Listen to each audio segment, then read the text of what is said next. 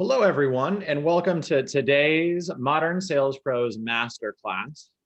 We're going to be diving really deep into the art and science of maximizing retention and momentum coming out of SKO season. But before we jump into this great content, we're joined by the one and only Mel from SKO. Mel, great to have you back. Thank you. Yeah, super excited to be here. Kick off the new year. Our new year is February 1st, so definitely feels like the new year here. we're 11 days into the new year. It's great. And Mel, I know you've done a few of these in the past, but we got to ask, anything new, any new hobbies you picked up, or new maybe creatures that are in your life since the start of the pandemic? Hobbies, not so much. I'm in the process of moving, so interior decorating is probably more of like a passion at this point. But I did pick up a fur baby. I've got Rufus, who will undoubtedly walk through. Oh, actually, he's at the very back there. We can see him back there. He's a mini golden doodle who's 6 months old. So fun and puppy training right now.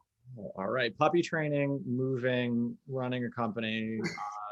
Just wrapped up the fiscal year. You've got plenty of time on your plate, I'm sure. Well, time for things like this that I actually enjoy. Now things are going really well. So just happy to be here. That's great. And so tell us a little bit about Rufus while we give folks just another minute to get on. Tell us how long was the process of figuring out that it was going to be a mini golden doodle? Like, bring us into your brain. So actually, funny thing, so I've been thinking about getting a dog for a while. I live alone. Like the pandemic, for those of us that do live alone, could get a little bit lonely, but I'd already been thinking about it for a long time. I live in Denver, so it's like a phenomenal dog city. My siblings all have them, etc. But the funny thing is in August, I went to visit my co-founder, and I was sitting on her couch, and she's like, "Man, I've really been thinking about getting a dog."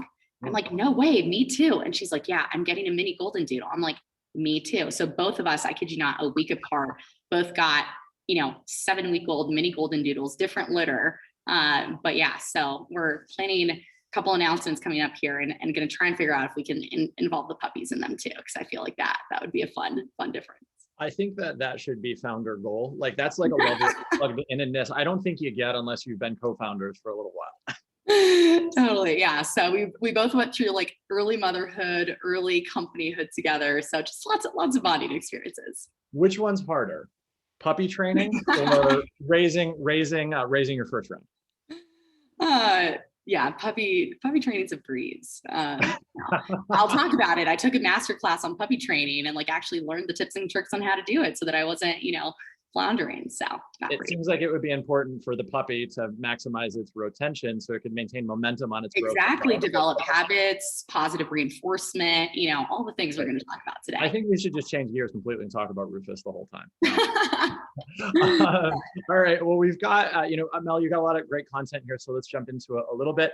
For those of you who don't know, today's event is hosted by the team at Modern Sales Pros. Modern Sales Pros is the world's largest revenue leadership community. So when we say revenue leadership, we mean folks that are in sales and sales development management, sales enablement, sales operations, revenue operations, and the related supporting disciplines. Our mission is to create an environment for our 22,000 members where they can answer the questions they'd otherwise struggle to solve on their own, through bringing on panelists like Mel to share their expertise, through our online discussion forum, and hopefully at some point in time, not too distant future, amazing in-person events. For those of you who aren't members, you will be invited to join afterwards. Everything's free, and we'd certainly encourage you to do that. But today's programming wouldn't be possible without the sponsorship from the team at SKO. I'll hand it off to Mel to say a few words about SKO. Mel? Yeah, thanks everyone for joining today. Super excited to share some of the best practices that I've been able to learn over the last 3 or 4 years, talking to hundreds of enablement managers that are trying to solve for the problem of helping enable their employees to learn faster and work smarter in their day-to-day. So happy to give a little bit of background on SKO. That started the company a few years ago, trying to solve my own challenges, which I can dive into. And today we serve a lot of different companies across industries. We have a focus on helping make Salesforce an easier platform for reps to be successful in, drive adoption, enable them with the content they need right there. But it's really a cross-platform solution to digitally enable your employees. And we work with customers across tech, more traditional corporations like Southwest Airlines, as well as growing companies that are looking to make their teams more productive. Awesome. And it's exciting. It's always exciting to have Mel on because she's got such great perspective on this. And before Mel, you introduce yourself, just a little bit of context on why we wanted to bring this program to the MSP community before before it was too late into the year.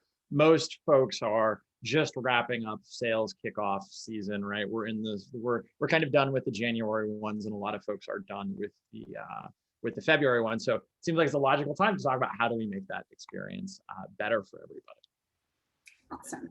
Yeah, so we'll be talking a little bit about just, we'll talk a little bit about the background of the challenges, so why it can be a challenge after, sales kickoff when there's so much energy to continue that momentum. I'll share a couple things that we've implemented that I think are really, really effective in driving ongoing motivation and productivity. Then we'll really get down to some tactics and strategies around effectively how to more effectively roll out a process change, a new enablement resource, and really go back to the science of learning that I think is really, really critical for us all that are on this call in enablement fields to really know and understand to maximize results.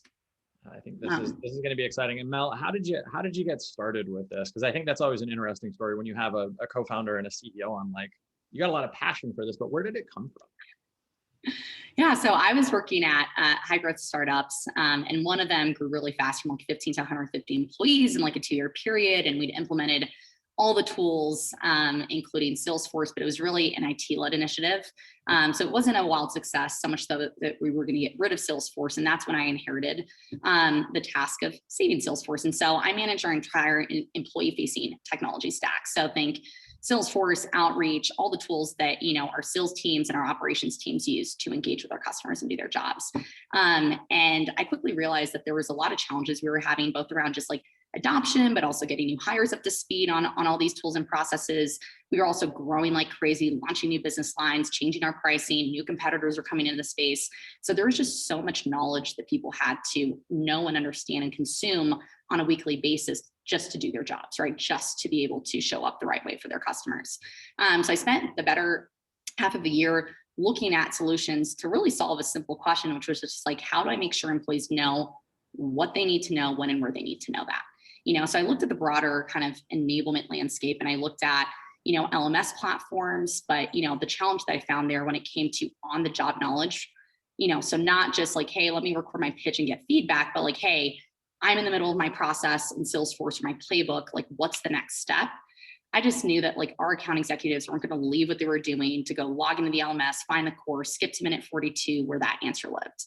Then I looked at knowledge management solutions because we needed to store our policies and procedures somewhere. And again, they almost all lived outside of our applications or workflows. And, I'm big on staying in the flow, which I'll speak to a little bit as well. And that would lead to a lot of friction. And then I looked at, traditional digital adoption solutions because we had a big kind of tooling and change management challenge as well. But I just realized that in order to be able to assess plus centralize our knowledge plus change and train our employees on our tools and communicate changes, I'd have to make 3 software purchases. And I'm that's crazy. What all of these platforms have in common, the underlying thing is content, right? Then it's just different combinations of features. So I just envisioned a world, and I couldn't shake it, where there was a single platform where you could centralize all of that enablement and processes and procedures, but make all of it accessible to employees when and where they need to know it, whether that was tool training or change management or playbooks or enablement. And that's how we got started a few years ago. And it's been a really fun journey. That's awesome. And I think it's such an interesting problem that we're going to dive into here. But one question. So San Francisco high growth startups, how'd you end up in Denver? Yeah. Did you lead the flow of all of the cool high growth startups into Denver? Yeah, so it was, I'd say, a mix of professional and personal reasons. Just looking at the cost of running a business and a sales team in San Francisco was much more expensive at the time. And originally we were going to bootstrap, quickly realized that doing that was not going to be the right path for us. I had family in Denver. I actually didn't grow up in the United States. I grew up in Switzerland, in the Bahamas, but my mom's from Colorado. So I had family ties here. And as I was thinking about where am I going to move that I might be kind of pinned to for the next decade, right? It's not just I'm going to take a job and be able to transition. I felt I needed to be a place where I could see a future where I could afford a home and that lifestyle. And San Francisco just felt hard to do that. A little bit out of reach there. For a lot of the mortals in the world. Well, this is awesome, Mel. We're really excited. I appreciate the introduction, but I'll hand it off to you and let you kind of jump in here. Awesome. And really just to share kind of like the vision and like where we want to go, but like our goal at the end of the day is just to bring the joy back to learning. You know, my co-founder and I like really believe that like as humans, like we have a natural desire to grow and learn. I think like in a lot of your organizations, people want to learn, but the way that we meet employees with learning in the workplace just isn't the way that they learn in their consumer lives, right? And so typically when it's like, oh, attend this training, like roll out this change, you're met with apprehension. So really our vision is, you know, a world where like employees really love to learn again. And it's effortless for them to master their roles by, you know, as they go about their day-to-day with personalized learning that really accompanies them across their digital journey, which is how most of us do business today. So let's talk a little bit about sales kickoff and, you know, everything that happened during sales kickoff. We're actually kicking ours off next week, funny enough, but you know, it's for us, the number one goal there is like to motivate and inspire and create engagement within our teams. And of course, also to educate. But the reality is, you know, after a big event like that, you know, that's when all this question starts coming in, right? Around employees, you know, they learn about your 3 new competitors and your new positioning, your new messaging, your new products. And the reality is they're only going to remember so much, right? And I'm not going to spend a whole lot of time. Anyone in enablement has heard of the forgetting curve. The reality is that science shows that as adult learners, we just don't retain that much information when it's delivered in an auditory or visual format. And if you think about like the challenges that most teams have to face today, right? We're not 10 years ago where there was like maybe one system you were logging into, there were maybe 3 competitors in your space, and your company was rolling out a new product every other year, right? Like the reality is most tech companies are rolling out new updates 3 to 4 times a year, plus acquiring companies, right? So there's all this new enablement and change you need to be made aware of. And that's not even counting the fact that there's way more applications, right? There's tons of stats out there, whether it's 6, whether it's 9, whether it's 12, like there's more complexity in the applications that your teams use. And the biggest piece is that they're customized to your business, right? If we took Atrium Salesforce and Speckett Salesforce, like while the overall UI might be somewhat similar, what's really like the part of learning Salesforce is understanding your terminology, your business processes, your playbooks in Salesforce and how to make that effective, right? Now multiply that by like 10 objects, hundreds of fields in Salesforce, and you wonder why people don't like using Salesforce, right? And that's just one of the 8 tools. So there's more complexity. All these tools themselves are changing, coming out with new features. Your Salesforce admin and whatnot is optimizing them. And then, like I said, there's just a lot more information to your job, right? You've got multiple products, multiple kinds of customers, multiple competitors, and you need to memorize, like just to do your job as a sales rep, like you need to like have a decent answer to all that. And so just the amount of information that we expect employees to memorize today is significant. And on top of that, teams are rolling out process enablement changes constantly, right? Like I know for us, like we're rolling out a change in Salesforce at this stage, like every other week. But even at my last company, when we were much further along, like it was still the case, right? So there's a lot of information when you look at how most companies are set up today, right? When it comes to training, right? Just to put it in context, the PowerPoint, which is what most teams use today to introduce something to their teams, was invented in 1987. And if you look at the evolution of the PowerPoint presentation since then, it really hasn't changed that much. The biggest difference is now it's in the cloud and you can collaborate on it, right? But the actual method by which that information is presented really hasn't changed. Now for context, right? Do you remember that Nokia brick phone that had the snake game on it? Right. That feels like this like vintage product, antiquated solution from like who knows when. But the reality is that phone came out 13 years after the PowerPoint. And like the idea of using that to engage and learn and consume content and communicate today feels absurd when you have a smartphone and you have TikTok and Pinterest and all these different ways, you know, that you can learn. And so the reality is that between like these outdated learning approaches that like, again, are a destination, between communications that are like 1 week via email, 1 week via Slack, 1 week via webinar, and then all your knowledge that's kind of scattered, that on top of everything else we just discussed creates a lot of overwhelming complexity for employees to find the information they need, right? Yeah. I feel your eyes are opening. It's just like, it feels anxiety to just like bring it up. And we were talking about this before when we were prepping, but that idea, and I love the TikTok example, right? I think most folks are familiar with TikTok, if not active users, but like TikTok just learns what you're up to. You don't have to do anything. Whereas learning from PowerPoint, I mean, it's 87. That's pretty crazy. So you're saying smart art isn't going to get us all the way there. We got to do something a little bit better. Smart art and Clippy can have some work to do. Clippy was the first time.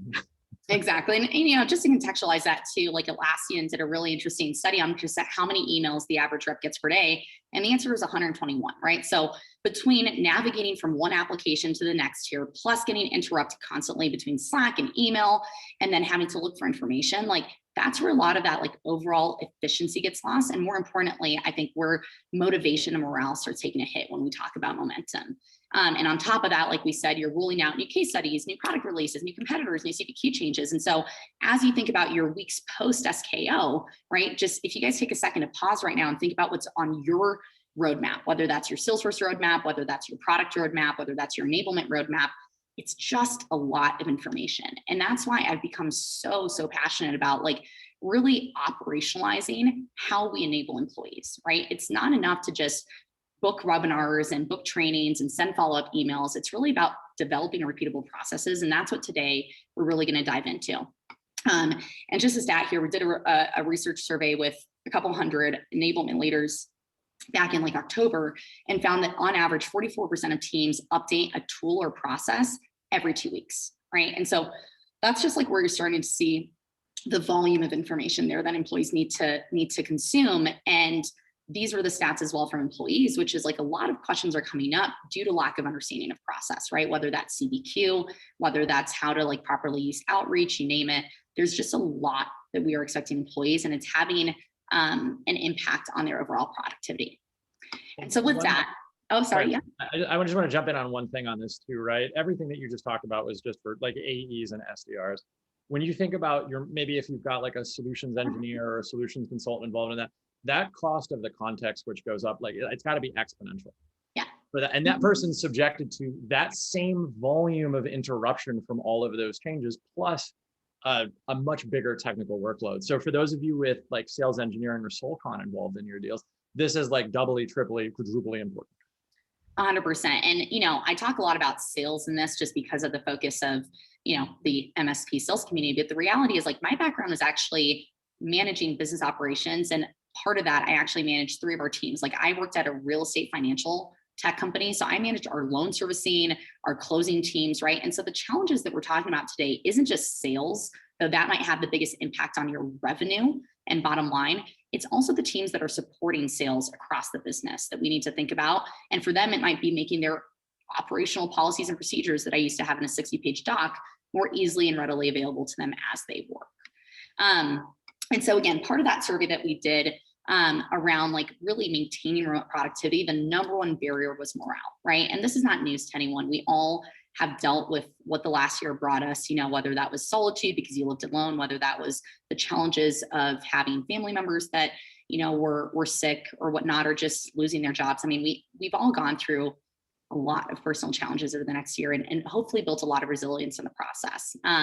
And the number one thing that, you know, we focus on is really about just eliminating distractions, right? We were just talking about all those distractions. Like I'm a big believer in the flow state. If you guys don't know what that is, look it up, but it's really about like being in the flow and being able to spend a concentrated amount of time on a specific task without distractions. And the reality is that if you look at most schedules of the average SDR or AE or sales manager, you name it, it's meetings all the time, right? Whether it's your daily stand-ups or like company level town halls, happy hours and ways that we're trying to engage people. And then on top of that, that same survey that we did showed that teams spend up to 3 hours per month training on tool and process changes, right? So you've got all these additional trainings, and then you've got all this initial training on enablement resources. And so when you pile all that up and it's scattered and it's not structured and organized, it can just interrupt employees throughout the day, right? So we all know what it looks like to have 30 minutes free on our calendar while you think you're going to write that presentation that you have to do, or you're going to get something productive done. Most of us, or at least for me, I end up like checking LinkedIn, checking my email, like answering a few things here and there, right? It's not real productive work that makes me a more effective leader or a more effective salesperson or a more effective operations person. And so we've actually instituted this company wide. We've already had this, but we're formalizing it at our kickoff. And it's one, we did a calendar audit. We looked at every single person on our company, looked at all of our meetings and decided like, you know, I want Tuesday through Thursday to be our, excuse my language, get shit done time, right? Like I don't want it to be meeting in the morning, meeting midday, meeting in the evening, where like demos are in between, and like there's just no time to do prospecting, et cetera. And so what we decided is that Mondays are functional meetings, right? And I'm making everyone in the company, it's only 50 of us, so it's a little bit easier to implement. So for those of you at larger companies though, especially in enablement or ops, like definitely something to think about like doing for the sales org or for the team that you support. But we basically, I designated that Mondays are for department level meetings, right? So your marketing meeting, your success meeting, your sales meeting. And then Fridays are for cross-functional meetings and one-on-ones, right? So sales and marketing, sales and success, you name it. So both as leaders, which is also critical to protect, as well as individuals, we have a repeatable schedule. Mondays is stacked when it comes to functional meetings, Fridays cross-functional. And then for our sales team, Mondays are pipe gen Mondays. So no demos booked. It is strictly time to follow up on your opportunities, reach out to new prospects, do that prospecting. And we have like all sorts of spiffs and stuff. We have a pipe gen Mondays channel where we actually like run spiffs on who books the most meetings on a Monday. And so that is like when any SDR or AE, they have that repeatable schedule that they can come in and actually focus. Tuesday through Thursdays, depending on your function, that's like when you schedule demos. It also makes it a lot easier to include someone like me or our VP of sales or whatnot on a demo, because they know that our calendars aren't booked with all these random cross-functional meetings along the way. And then when it comes to regular trainings, like, hey, you know, once a month we're going to do Salesforce training. Once a month we're going to do this kind of training. We try and schedule those on Fridays as well for our team, just because Friday afternoons tend to be a little bit lighter on the demo and just like a little bit more of a fun way of engaging the team. But I think like, honestly, we implemented this on the second half of last year. Like this had the biggest impact on morale, because there's nothing that feels better than just like feeling like you actually got a lot of work done. And I think most of us, especially now that we don't have commutes and stuff, when I have to write a presentation or do whatever, when am I doing that? I'm doing that at night, because that's the only time that I am not getting emails and Slacks constantly and can sit down.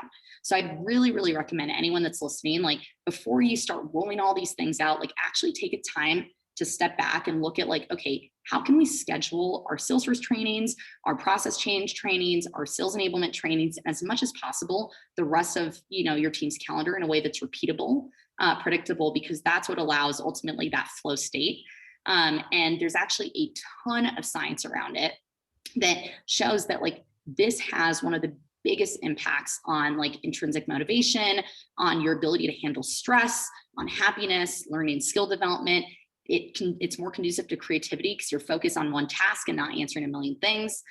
So just something to think about. But I think that, you know, when we talk about ways to drive momentum, that's really important. And then a couple other things that we've done that I think are really important too. You know, if it's whether January is your first of the year or February or really any time, like it's always great to go back and clean out the closet. And what I mean by that is like just taking a moment to like fix your page layouts in Salesforce, make sure that they're organized. Like, hey, here's what you need to fill out in stage one. Let's group all those fields together so that they're not scattered all over the place. I mean, I have the privilege of seeing hundreds of team Salesforce layouts as I kind of consult and give advice. And like, you're wondering why your rep isn't filling out all the fields, because they're going from like top of the page to bottom of the page and then to another object. Like, you know, that alone is removing that. And like really think about like, are these fields necessary, right? Like, is this actually going to help you either close the deal because you critically need this information that cannot be consumed in any other format, or because like as a company, you've decided this is one of the 5 key data points that you're going to use to evaluate your performance as an org, right? But most of us have all gotten, and I used to, again, I manage Salesforce. I still somewhat manage our team Salesforce just because it's my passion. Like I've gone through the exercise like every other month of just going through, it's just like, do we need this field? Are people using it? Let's remove it, right? And so that's a gift, again, of time, but also just of like cleanse that you can give to your teams. And those little gifts go a long way in getting them motivated. I cannot stress enough what Mel just said, because that is one of the things that I think operations folks sometimes forget. Salesforce is something that sellers are subjected to. It's a sales management tool, no matter how you cut it. So you really need to understand, and we had, I don't remember who we had on, but they mentioned literally sit with a seller and watch them use Salesforce. You're going to figure out a whole heck of a lot about what you can do to make their life easier. That was me. There it is. It's such great advice, but also you think back to Mel, what you were saying before. I think, you know, 17 is a number we hear thrown around a lot in terms of tools in the seller stack. Well, they're all plugged into Salesforce all these different ways. And then my goodness, how do you end up with validation fields where you can't save notes on the opportunity? Well, oh, it's a hidden field. That idea of being deliberate and intentional about really removing as much BS from the AEs and the SDRs world as possible is huge, worth the price of admission for today. Yeah, totally. And also creating like more useful dashboards. I actually spent Sunday creating a new dashboard for our sales team, which was just to to guide them through their workflow of like, hey, here are the meetings that you haven't followed up on. Here are the opportunities that haven't been touched in a certain amount of time. And there's phenomenal tools like Atrium that can be used for that, in a much more sophisticated manner, but just making sure that like you have the basics in check to make the day to day of your employees easy, right? Let me log in. My workflow is clear. I know what I can do, right? Salesforce magic is that. And again, we're talking about Salesforce that can be done across other tools. Some tools like Outreach and SalesLoft already do your task list for you, but that's a big piece. So removing the friction, part of that, like I said, is removing unnecessary meetings, making sure you have agendas, et cetera, et cetera. And then one of the things that's been a big focus for us is like, the reality is like, we're still relatively small, right? So I don't want to be the person that's always talking to our team and trying to motivate them. I don't want our VP of sales to, I don't want our VP of success to, right? For us, it's important to like really find ways to like, we're really trying to like create an environment that you can grow both personally and professionally. And I think like to grow personally, like we need to have one that like helps challenge your way of thinking in certain things. And so we, for example, invited our advisor, Nicole Paradise, to come talk about the book Radical Candor. It's a communication framework that's all about being authentic, saying the hard things, but coming from a good place. And she presented that to our entire global team. She sent the books to everyone very generously. And like the amount of feedback we got after that, because of the communication, because of the conversation it spurred, was really, really exciting. And then The Infinite Game by Simon Sinek is the next one on the list. It's a phenomenal book for any of you guys that are listening. That's all about having the long-term infinite game in mind versus the short-term moment. If any of you guys have read it, would love to chat with you guys about it. But really like starting to like tap into different sources of inspiration to like help, make this environment something that, challenges them in a different way, right? And part of that too, before I had a sales leader is, I will be the first one to admit, I think I'm pretty decent at running a company, not so good at running a sales team. And huge respect for people that are good. And I was just really struggling. I felt like really just insecure about my ability to guide and coach our team. And so I reached out to a couple of the sales leaders I knew that were in my network at other companies and asked them like, hey, would you mind coming in and doing a session on discovery? Would you mind coming in and doing a session on negotiation? And so I tapped into my network and inviting these people. And like, that's why MSP is a beauty, right? There's so many people in this network. Like you chat here if there's a topic that you want an expert to come in, and just being able to tell your team like, hey, we have a special guest. It's the VP of sales, or it's like the head of sales enablement at XYZ coming in to talk to us about this. One, new ideas, right? And learnings come, but it also just creates a little bit of a different way. Like your reps are going to pay more attention, even if it's the same message to someone new and someone exciting than to you, if it's done effectively. So those are just a couple things that I think like are really effective. Like you don't need to bring a guest speaker just for SKO. How can you make that part of like, hey, on a monthly basis, we're going to tap into another sales leader, another enablement leader in our network to come in and talk about this subject, because we think it's going to be engaging and motivating and, be effective for engaging the team. And it also, you can reinforce some of those key concepts that you talked about. So we're not falling off the forgetfulness forgetting curve. Exactly. Awesome. So let's talk a little bit about like retention and why it's a challenge. So again, that same survey we did, there's a lot of interesting responses. One that a lot of employees now that Slack is your new swivel chair are waiting for responses in Slack about, processes, enablement. Wait, do we have a feature that does this? And like, wait, can our pricing be applied here? Like all those questions that you get that are repeatable, and that there's just been a decreased amount of productivity because you don't have that coworker to turn to. And so we're going to talk a little bit about like, we invest in all these tools that are meant to do what?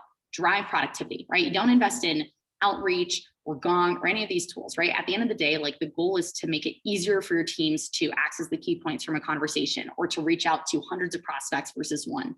But the reality is, if you look at the state of the market, right? You mentioned that Tenbound or something had like 700 tools.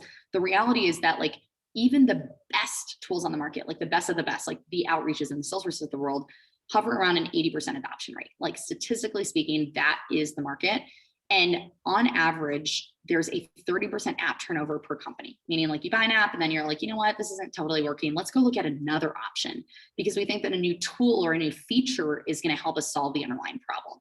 And so I want to talk a little bit about like adoption and retention, and like really how to drive adoption, not just of technology, but of these new resources and lessons and enablement that you're rolling out, and really going back to the root of it, which is science. So there's not a lot of studies on the science of adoption, but there is one study, and I always refer to it because it's truly the only study I've ever found out there that had real scientific backing to it. But it's about like really the factors that influence an individual's likelihood to adopt a new technology in the business. And the first thing that's the highest impact is the perceived usefulness of that tool, right? What's in it for me? What am I going to gain? How is it going to help me do my job better? Right. And that's why it is so important that when you're communicating, you're always starting with the why. We are rolling out this tool because we want you to reach out to more prospects and make more money. We are doing this because we want you to get a higher NPS when you're responding to support tickets, right? Like, what is the benefit? Like, the first thing you need to do is make sure that that benefit and the why and their buy-in is there, because it doesn't matter how many trainings you do. It doesn't matter how many communications, how many times you harass them. If they're not bought into this is going to make me more money or make me more productive, they're not going to get bought in. I see you smiling, so I'll pause here. Yeah, it's one of those things. It sounds really basic and first principles, and it's the same thing that we talk about all the time when comp plans, right? Comp plans is always this contentious conversation. Just explain to your sales team how it's going to help them make more money. If you're going to deploy a tool, help them understand it's really easy, not easy, but help them understand how it's going to help them make more money. And the rest of it gets easier. It's not easy, but it gets easier versus, well, we're going to use outreach because we're going to use outreach, and figure it out, Mel. Sorry. Well, and that's the reality. Like, if you look at, and frankly, I wasn't doing a good job of this either before. Like, if you looked at rolling out any change, it'd be like, here's what we're doing. And like showing them what, it was all about like the change. And I was so narrow on that versus actually thinking about like, wait, let me sell them, right? As an enablement person, your number one job is to sell your teams on why it's important. And the next number, the number two most important factor they identified was how easy it for me to do it. Okay, I'm bought in, I'll do it, but how easy is it for me to do it, right? And that goes back to the science, I think, of habit formation, and the fact that like there's reasons why if the gym is way out of your way on your way to work, your likelihood of going to the gym every day is decreased. It's all about like minimizing the friction and being able to get to the results, right? So those are the two first factors. And so going back, it's really important to make sure that your number one job is to sell your team. And I will repeat it again, right? Sit down, watch them work, understand their workflow, make sure you understand where they're coming from. And just like you teach your sales teams on how to handle objections, be ready to handle objections that you're going to get to that new enablement resource or change or process or whatever it is they're rolling out, because you actually understand their pain, you understand their viewpoints, and you're able to address them. And then this is my favorite thing. I feel like I do this informally, but I used to do it at my last company formally, which was like schedule virtual venting hours. And this was just like, hey, you're having a pain with something, like come talk to me, right? You can call them office hours. I think venting hours is like a little bit more fun, where it's just like, come complain to me about Salesforce, right? Because that way I actually was able to like understand like what was holding them back and like come back with a solution. But I was just like, come complain, come, excuse my language again, like come criticize, come talk shit about Salesforce, do whatever you want to help me make this a tool that will make it more effective for you to do your job. And then, as you get all this feedback, like identify the tiny little low-hanging fruit. Sometimes it's as easy as adding a button or, adapting a report or whatever it is to make that more effective. And then lastly, the one piece I wanted to point out is the third factor they found that most heavily influences adoption is peer influence, right? And a lot of that translates again in our personal lives, but the whole principle here is that if you've got your top performing AEs that everyone looks up to and is super excited about, or that person on your team, that girl or that guy that just like is the person that everyone just is friends with, right? We all know who those people are within our own companies. If they're not bought in, then everyone's gonna like, you're in trouble. And so, you can talk about developing a champions board, you name it, but really making sure that those people that have key influence on your team are bought in, because that creates a ripple effect. And I think that's something that like a lot of us don't spend enough time like acknowledging, right? Because it's a little bit of this like popularity contest back in high school, but the reality is like there is scientific proof that it will have an impact on the level of adoption of different resources, right? If that top rep is sending that case study that you just released and sending it and showing effectiveness, have them post it in Slack. Say, hey, I sent this to a prospect and look at what the result was, right? And so try and get buy-in and try and get that sharing so that you get that osmosis effect within your team of rolling out these things. So that, and that's how the reinforcement, like, oh yeah, wait, I forgot about that case study that was rolled out at, SKO. Great, let me go do that, right? Oh, I forgot that I had this new report that I could use to do XYZ. Let me go revisit it, right? So make sure that these key influencers and people on your team, when they're using something that you train them on or that you rolled out at kickoff, have them communicate that in whatever designated channels you have.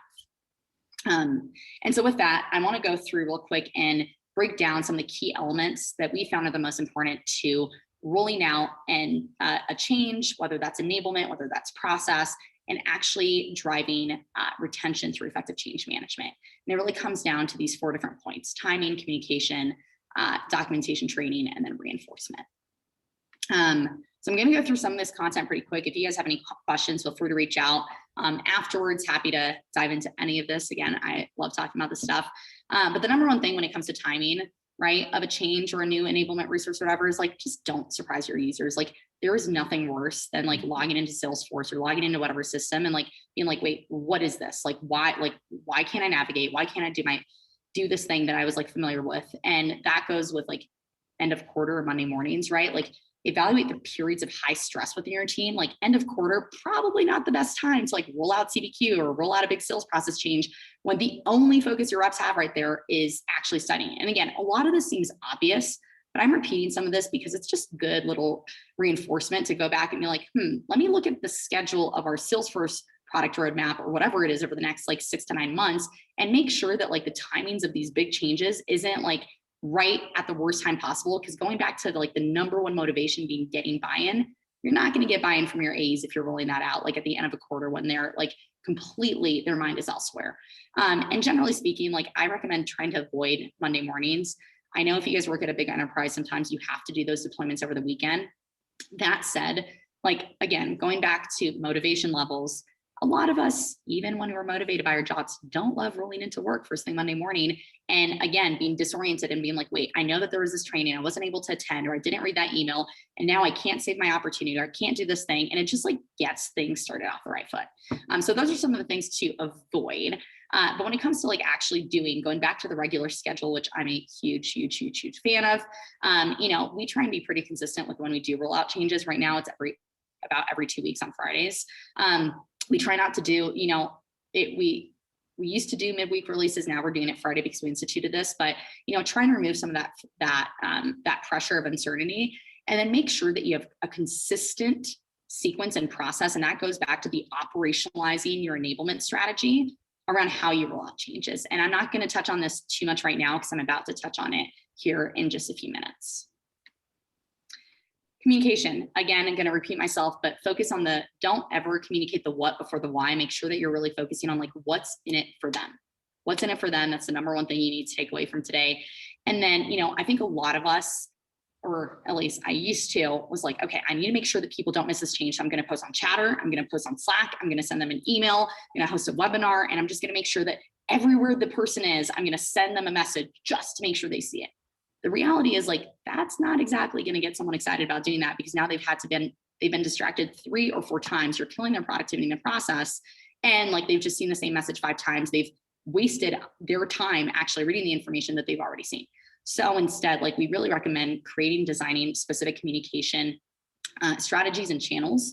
So for example, like if you use Slack or Microsoft Teams, have a specific channel that's designated for Salesforce releases.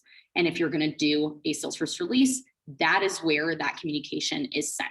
Or if you guys are big on Medic and you get a lot of questions around that, have a specific challenge that is there for Medic questions. Because the more structure you give to where to find information and where to be informed on information, you can avoid the like, oh, well, I didn't read that email, or I didn't do this thing, right?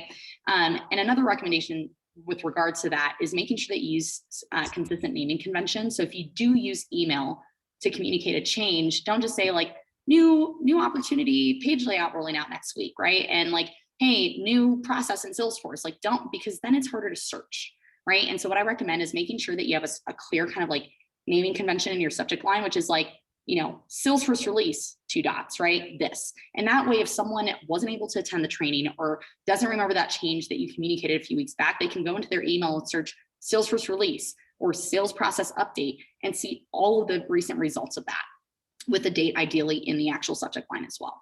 So again, these are like tiny little things, but they go a really, really long way in optimizing little bits of efficiency in your team. And again, these are effortless things, just like, let's have consistent naming conventions. Let's have specific designated channels for these specific kinds of things, to make sure that all that funnels into the right place. And again, as a rep, I know where to go to like revisit that communication or to find the update on that change.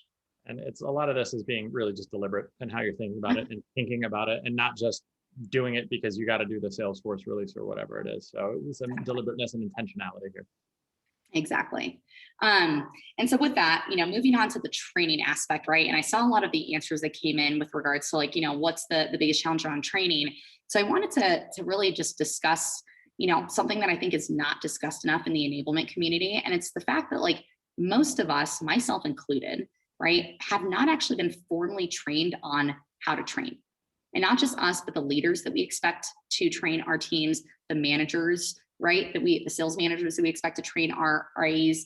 And the reason it's so important is that, like, if you look at your kids and teachers, like, you want to make sure that that teacher was formally trained on how to teach and educate your kids on math and all these basics that they need to learn, right? When you think about the past, right, learning and development teams, it was a requirement to have a background in instructional design, whether that was a master's or PhD, to actually understand the science of how adult brains work to consume and retain information so that you could design your content effectively to maximize retention. Now, the reality is a lot of enablement teams, a lot of sales ops teams come from I was like that sales manager that like was always training, and like I have a passion for enablement, and so I'm doing enablement now. That was my background is operations, and then into enablement because I love training.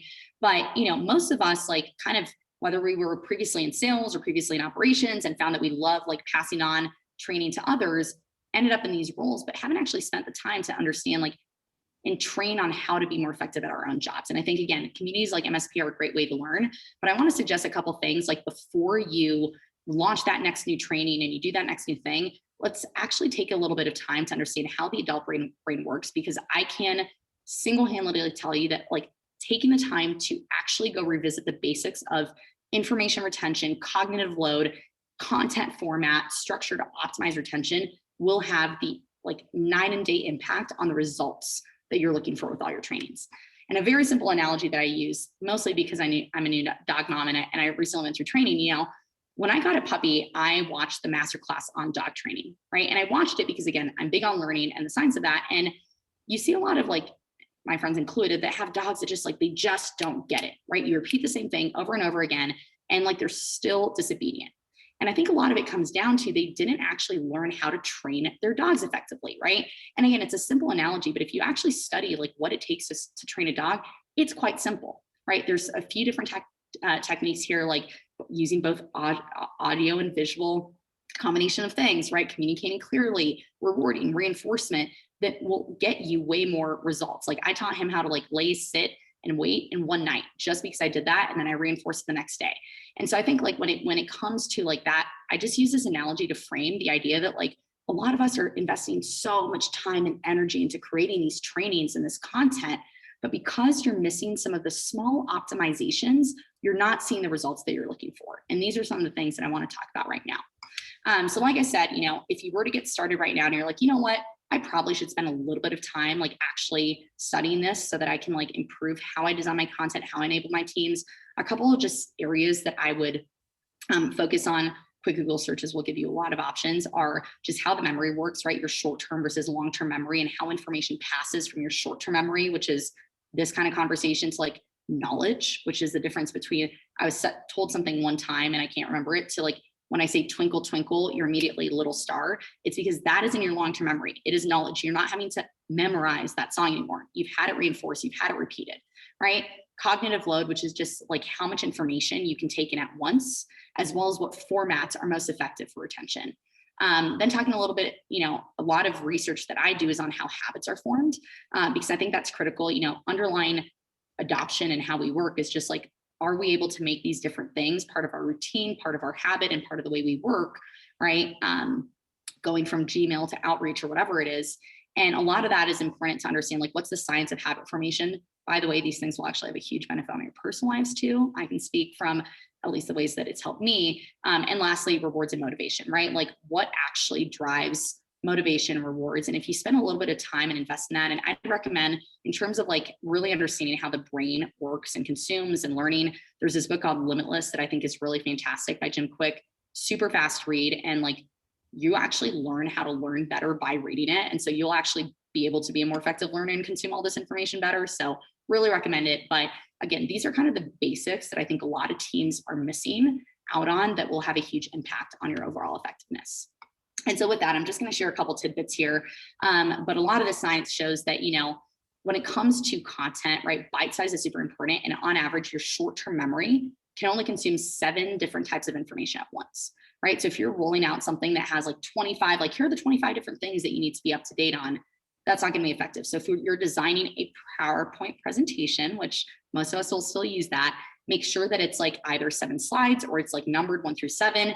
And that is like the limit of what that time of training is for. And you're starting with the why. Storytelling. A lot of science shows that, like, when you actually tell stories, people retain more information. So when you're talking about, like, doing role playing and things like that, there's a reason why the role playing and like that scenario works.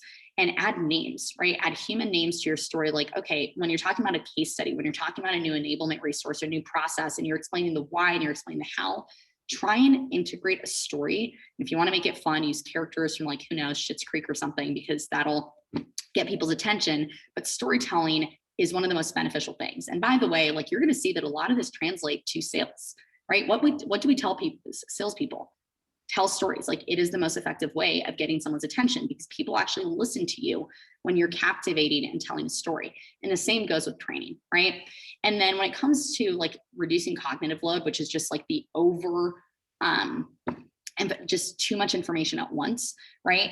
There's a couple different types here, not to get too granular, but extraneous, which is distractions, like adding too many images, right? Sometimes it's finding the right balance of like making slides exciting and fun, but then also, effective, right? Adding too many images, for example, can split your attention. And so you're not spending as much time on the content itself, right? And then germane, which is just like the order of things, right? It's really important to arrange your content, whether that's a sales playbook, a case study that you're, going to be introducing or whatnot, in a way that's designed to maximize retention. And so with that, like, if you've got a lot of different kinds of changes or processes, color coding for categories, so that when people see it, they know that it's related to that, right? Bolding certain keywords, creating acronyms like MEDIC, right? There's a lot of different examples here. That again, if you spend a little bit of time reading about germane and other things, you're going to learn like how to design your content in a more effective way that will actually like scientifically improve the results from a retention standpoint that your team have when looking at that same content.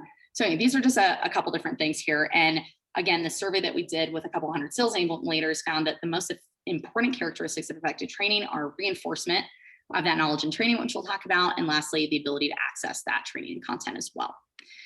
And so with that, let's talk a little bit about documentation and how to make it something that you actually embrace versus something that becomes that 2-hour task that you never end up doing, which we are all guilty of or have been guilty of in the past. So when it comes to documentation, one piece when it comes to the don't use email as your documentation. Link out, right? So even when you're communicating, if you're using email to communicate that Salesforce change with the subject line saying Salesforce release, whatever it is, date, then actually in the email, link out to the documentation, because otherwise you're already documenting so much because of how much you're answering in Slack and email, but then all that content gets lost in emails. Instead, have a centralized place, a one source of truth doc for any key thing. So for example, all of your Salesforce training is one place. All of your sales playbooks are in one place, right? And I recommend, if you have a lot of resources, training, enablement, LMS courses, you name it, have a one source of truth doc with a table of contents, which just links out to all those resources. That way, when someone's looking for something, they're not first logging into your LMS, then logging into Google Drive, then logging into their email. They have one doc that they go to just with all the links to everything else, right? And this is if you're not using a tool, not to plug it like Spec It, but this is in itself really valuable, so that if someone has a question, they know that they first go to that doc, They find all the links to whatever answer they need, and then that takes them to the right direction. Again, removing the friction. And as much as possible, right? Don't have tons of different locations. Like we use Box, we use Dropbox, we use Google Drive, we use Slack. Try and bring some consistency to how your content is organized. Again, folder structures with right naming conventions, etc., for easy searchability, and really remove the friction in finding that information. And when it comes to documentation, like stop waiting to document. Like that time's never going to come. Like you're never going to have 2 to 3 hours, no disruptions, unless you're doing it at night, to document. Instead, start keeping a list, right? Every time someone asks a question, even if you don't have time to document it right there, just make a list of the recent questions that came up. And when you have that 5 minutes in between meetings, just document that one piece. And you'll see that over time, that documentation starts making a big difference. And it's the gift that keeps on giving, right? Once you have a centralized place, that rep will first go look there before going and looking elsewhere. So keep a note of the questions that come up either in person or in these different channels that you see, even if you don't have time to document them right now, so that you have a running list that you can tackle.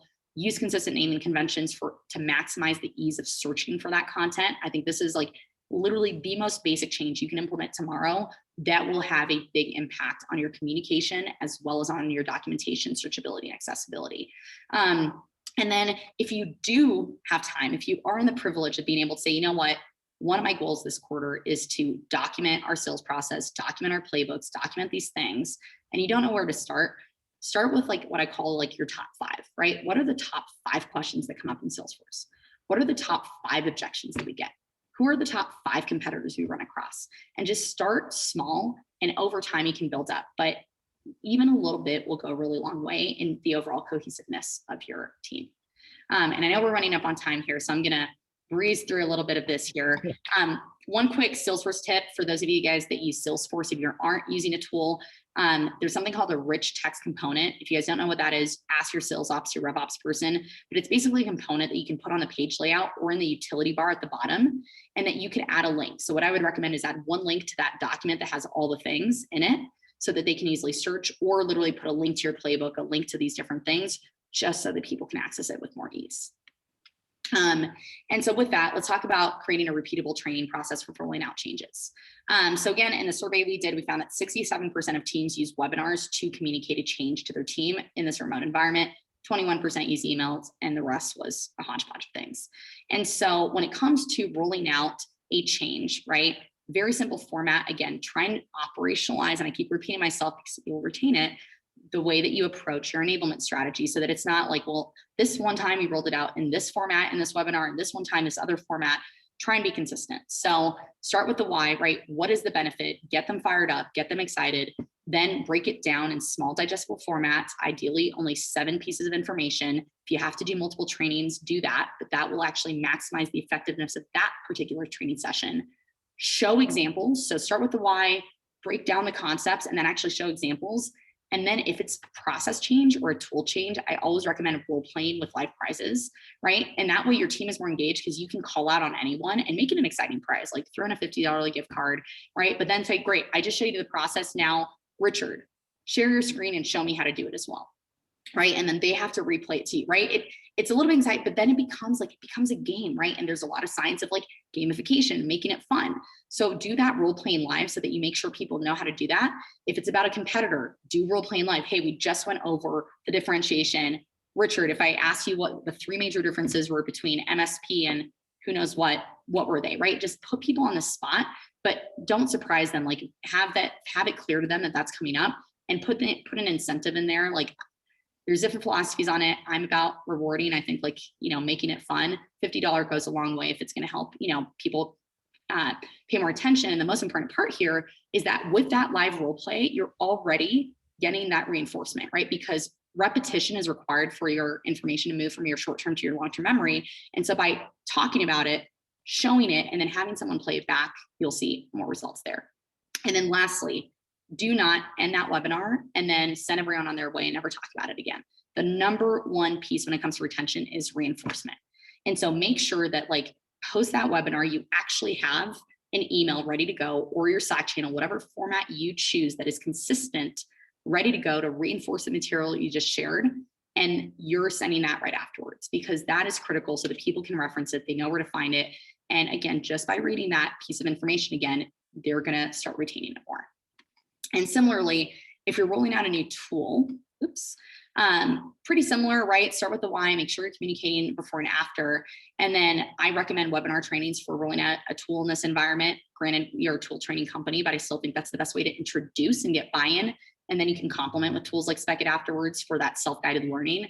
But again, making it fun, I recommend a scavenger hunt. And so to give you guys an example, I'll just pull this up like really, really fast here. Oh, I actually already have it pulled up. And I can share this afterwards if anyone's interested, but this is actually an email that we provide to our customers to send to their teams introducing Spec It. But basically, before they attend the training, before they get the invite to the tool, we follow a consistent format of like, hey, you're going to be receiving an email invite from me for this tool. Here's a quick 2-minute video. I recommend that it's you recording the video and like why it's exciting to your team versus like the vendor's video.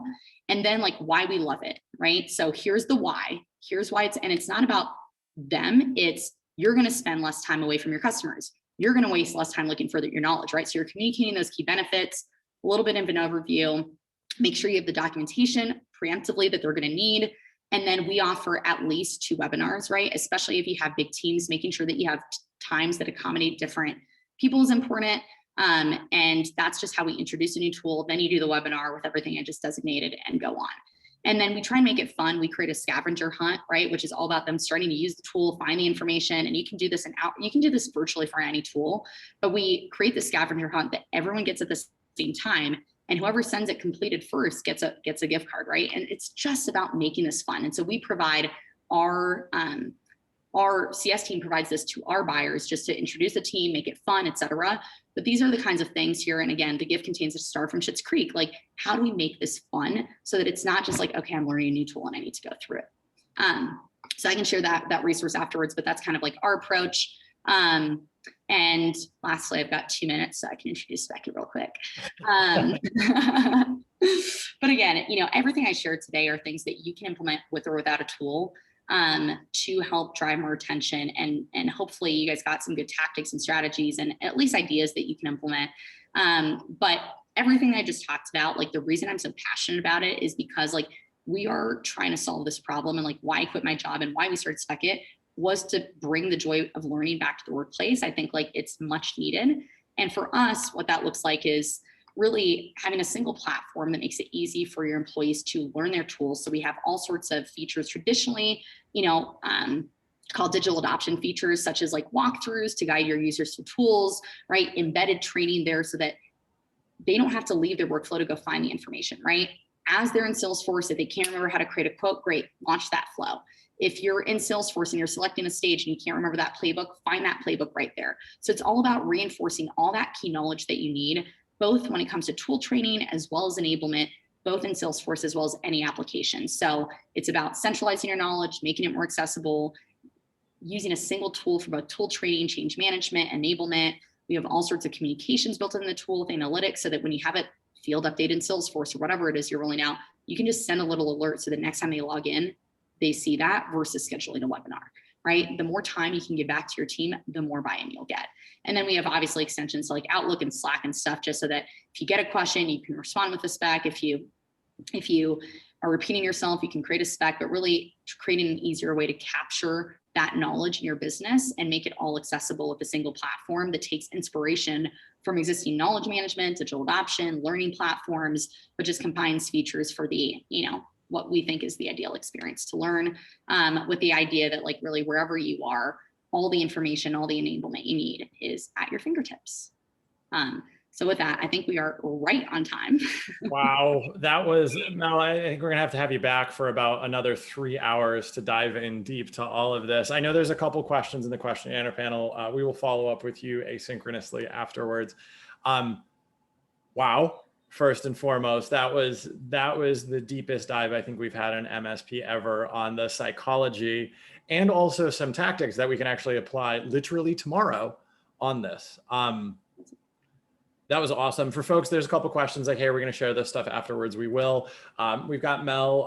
We're great friends with Mel, and also her email address is in here a couple times. Please feel free to reach out to her with any questions that you have. Mel, this was awesome.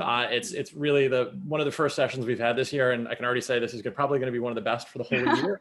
I know you're super busy between moving, just running a little business. It's only 50 people. It's not that big. And raising a puppy. We really appreciate you taking some time out of your day to share all of this amazing knowledge with the MSP community. And on behalf of the team behind the scenes, all the folks in the community watching this on YouTube in the future, thank you so much for this. Absolutely. I'm happy to. And yeah, like I said, I saw a couple Q&A that we don't have time to answer, but feel free to reach out. I put my email there, or on LinkedIn. I'm pretty active and happy to brainstorm again. This is a topic that I love talking about, and I've learned a lot from our customers, but also engaging in the MSP community. So always looking for new ways, new fun ways, like that scavenger hunt I showed, I got from one of our customers. Like, they created it. I'm like, can I please replicate this and offer it to all of our customers, right? So I'm all about like copying for inspiration. So if you guys have any ideas, feel free to send them my way, and vice versa. Awesome. Thanks so much, everyone. Stay safe. Take care, everybody. Bye-bye.